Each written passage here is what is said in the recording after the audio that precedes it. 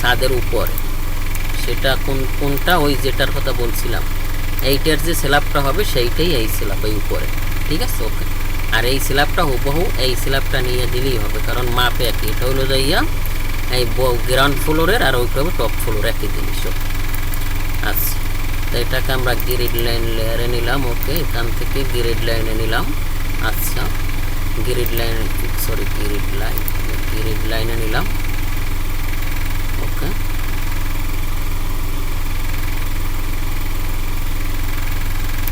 ওকে, তা আমরা এখান থেকে শুরু করি। তা আমাদের স্ল্যাবের ক্লিয়ার কভার কত? স্ল্যাবের ক্লিয়ার কভার হলো 20 মিলি। তা আমি এখান থেকে পিএল ইন্টার দিই, পিএল ইন্টার দিয়ে এখান থেকে আমি এটাকে নেই, নেওয়ার পর আমি এটাকে অফসেট দিই, অফসেট 150, এখান থেকে আমি নিয়ে নিলাম। ওকে, নেওয়ার পর আমার স্ল্যাবের ক্লিয়ার কভার কত? 20 মিলি। সেটা আমি এখান থেকে এখান থেকে নিব 20 মিলি। ওকে, ডান।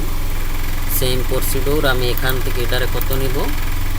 এটারে নিব 20 মিলি। এস ইন্টার 20 মিলি।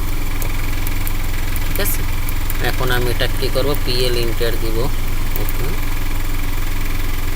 ওকে, সেম প্রসিডিউর আমি এখান থেকে এটাও রেফারেন্স লাইন নিয়ে নেব।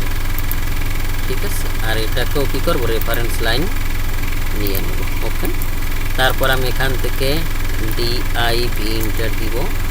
দেওয়ার পর এখান থেকে আমরা এটাকে কি, আমরা মূলত নিচে L/7 আর উপরে নিচে L/7ই রাখতে পারি, বা L/7 উপরে L/4 এরকম রাখতে পারি। তা আমরা L/7 যদি দিই, আমরা L/7